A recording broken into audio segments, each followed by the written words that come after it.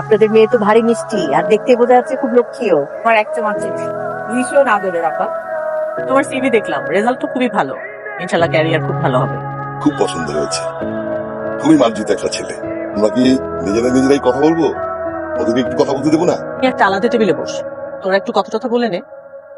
যা বাবা, মা তোমরা দুজন একটু আলাদা কথা বলো, তোমাদেরও তো অনেক কোশ্চেন থাকতে পারে। যাও।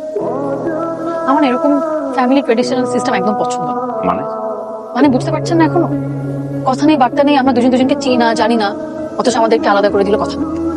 মানে এরকম একটা অকওয়ার্ড সিচুয়েশন ক্রিয়েট করার মানে কি? আপনি এইভাবে দেখছেন কেন? দুইজন একেবারে অপরিচিত মানুষের তো অ্যাটলিস্ট জানাশোনার তো দরকার আছে, তাই না? জানাশোনার আর কি দরকার? এখন আপনি আমাকে নিশ্চয়ই জিজ্ঞেস করবেন যে আমার পছন্দের রং কি, পছন্দের খাবার কি, কি ফুল পছন্দ, কোথায় যেতে পছন্দ করি, এগুলো তো, তাই না? এসব ফর্মালিটিস কোশ্চেন এন্ড অ্যান্সার জেনে কি হবে? এভাবে না সংসার চলে না, সংসার চলে বাস্তবতা মেনে। তো আমি আসলে বলতে চাচ্ছিলাম, বলতে চাচ্ছেন বলেন, আর বলেও বা কি লাভ?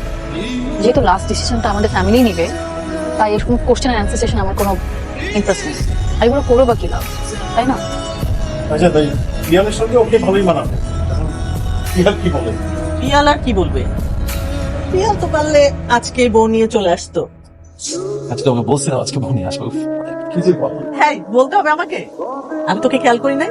সারাক্ষণ তো হা করে তাকাইছিলি, দেখি নাই আমি? না, মেয়ে দেখতে নিয়ে গেলাম, মেয়ে দেখছি। হ্যাঁ খুব দেখছিস। আপনি কাঁদছেন?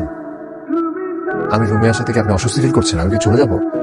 বিয়ে বাড়ি, কত মানুষ এসেছে, মানে কারো পথে কি কোনো কষ্ট পেয়েছেন আপনি?